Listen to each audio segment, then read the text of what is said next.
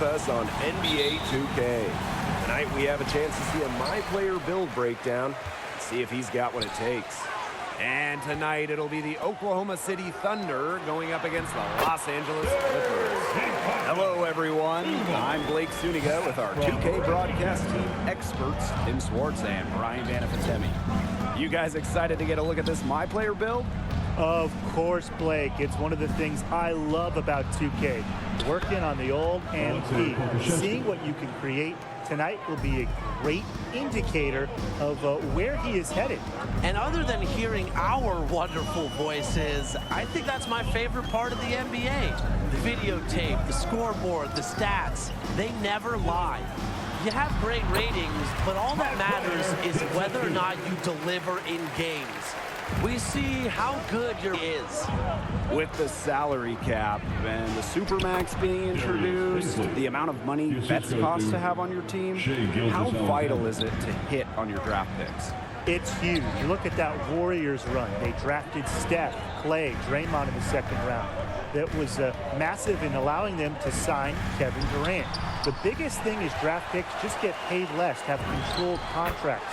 So you have them on your roster, and it opens up cap space, and it's really a giant plus. You get tremendous value out of them when they're good. And Tim, after that initial 4-year contract for first-round picks, you also can match any offer their first time in free agency.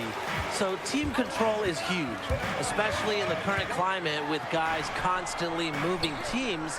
The NBA setup really helps out the smaller market teams in regards to holding on to their stars early in their careers. Here's Dort. Up top, Gilgeous-Alexander. He's guarded by Leonard. And the whistle blows as the basket counts and a three-point play opportunity. One free throw coming up.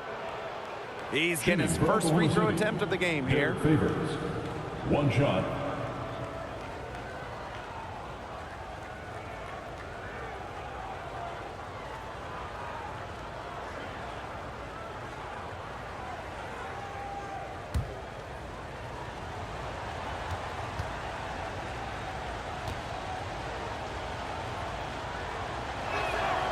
And that one misses. I love watching Favors play this beautiful game. A reliable player who still has a ton of potential. And it's going to be out of bounds. The Clippers will retain possession.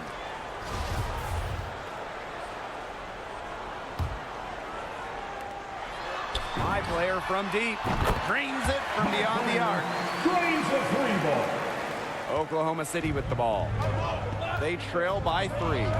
Let me throw this one out there. You're an MP wing and Paul George is on your team. Can 2 wings work together? Absolutely, Blake. I wouldn't worry too much about playing the same position as Paul George because most teams want multiple wings out on the floor, and we've seen how great he's played with Kawhi Leonard. I think it also helps that Paul George is not an all-NBA guy who dominates the ball. And George is also a solid passer, so you'll get some shots up if you play with him. Defensively, he's simply incredible. Maybe the best wing defender in the NBA, so you won't have to guard the opponent's best player, which in turn helps you use energy and use focus on your offensive side. The open look set up by Leonard, passing an underrated part of his game, really not a ball stopper. Now here is Gilgeous-Alexander. He's closely guarded. Right side Favors. Dort. No good on the 3.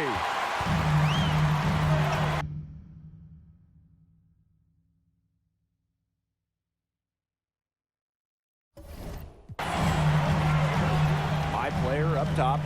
He's got 9.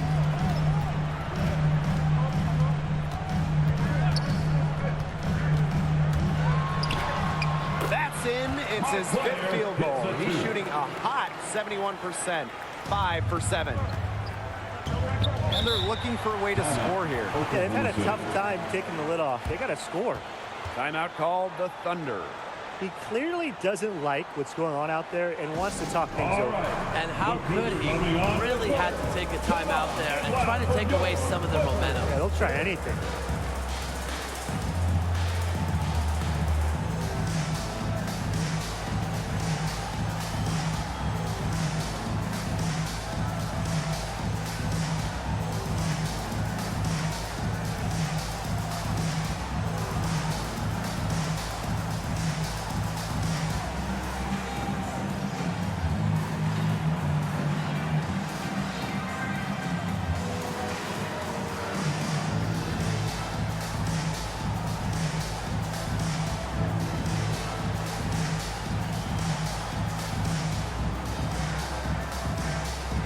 Give him a hand there. That's your Clippers Spirit Dance Team.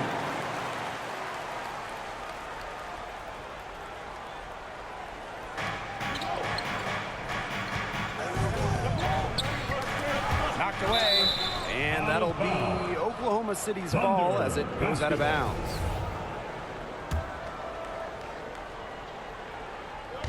On defense, the Clippers. Got a piece of it. Zubats with the steal. And when you look at the Clippers style-wise, who do you guys think would be a good fit? Well, when you talk about the Clips, a team that wants to win an NBA title, they'd love anybody that brings a little defensive edge to their team. Kawhi Leonard, Paul George are already elite defenders, two of the best in the league. So add even more defense around them, and this team will be even more of a problem. Absolutely, but they got to maintain their depth as well, Tim. Their bench scoring has been huge for them in recent seasons, so a valuable role player could still do a lot for this team. Now here's my player. He's got 13. And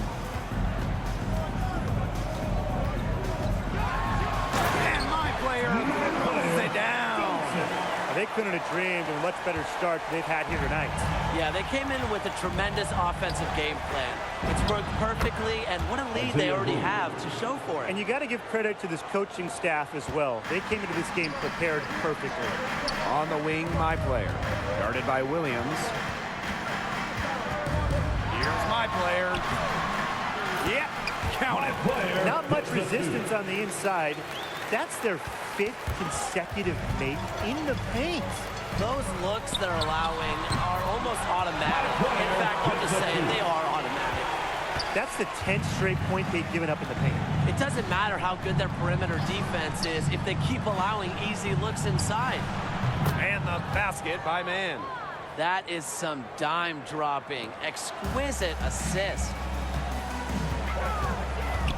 Here's my player. And my player throws it down.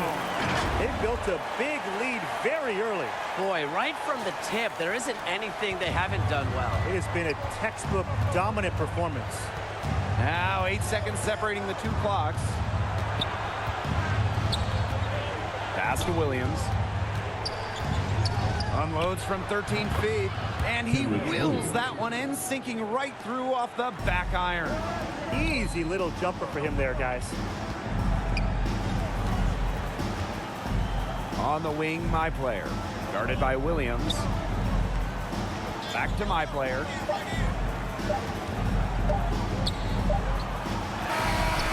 And no good trying to get that one. Domination in the first quarter. It's been pretty lopsided. And kind of digesting what we saw in the first quarter. Let's talk about my Now into the lineup for the teams changing it up here. For those joining us, we're in the second quarter with just about 3 minutes gone by. Excellent release on the shot. Love how George continues to impress from beyond the arc. And the Clippers are without a doubt in title or bust mode. What a turnaround it's been for this franchise. Pretty crazy. I mean, all those moves they made last year, and I like how the league is changing, guys. The Clippers have been a good story the past few seasons. I'm curious to see all that this team can accomplish. Well, Kawhi Leonard and Paul George might be the two big names, but this team is stacked. With a deep roster and a championship-winning head coach, the Clippers are definitely a legit title contender. And that one's good. Gilgeous-Alexander. showing some physicality on the tough finish. Gilgeous-Alexander is far from an easy cover. And Kawhi Leonard with the stuff. He's not an easy man to stop with these guys. The rim in his sights. Never has been, never will be. He is a determined finisher. Hey, they're not going to stop him. And he goes with the one-hand tomahawk slam. A nice choice and one that I always love to break out when I had the opportunity. Knocked loose. Jackson with a steal. For the finish. And my player throws it down hard. And Jackson is terrific at playing both ends of the floor with his trademark quickness. Really puts forth a great effort on defense to come away with the steal. And that final view coming from our AT&T 5G Slam Cam. Tries a three. The shot is good. It's his second bucket in 5 tries. Now here's George. Tight defense on him. That ball is in the basket. He's now shot 6 and made 3. And the strength of George, something he's developed over time, allowing him to make more plays off contact. On the wing, Gilgeous-Alexander. High player with the block. And that'll be Oklahoma City's ball as it goes out of bounds. And the Thunder making a change here. Coming onto the floor for the Thunder. Gilgeous-Alexander outside. Clock at 4. From the arc. The rebound by Paul George. You got to give them credit for the job they've done on the boards. Well, guys, they've done a lot of things well, but their rebounding is right at the top of the list. Gilgeous-Alexander. George with the defensive effort. He's going to play his way right onto the bench if he continues to shoot like he has so far in this quarter. Here's my player. And fouled hard that time, and he'll get 2 shots at the line.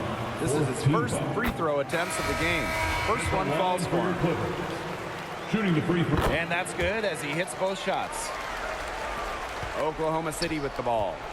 19-point game. Gilgeous-Alexander outside.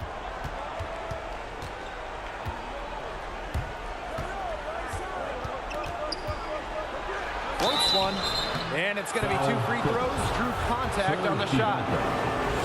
It's on Ibaka. Does a solid job of getting to the line. Gilgeous-Alexander has an advanced game at a young age. Second free throw, no good. And so a pretty lopsided game through the first half. Clippers out in front, up 19.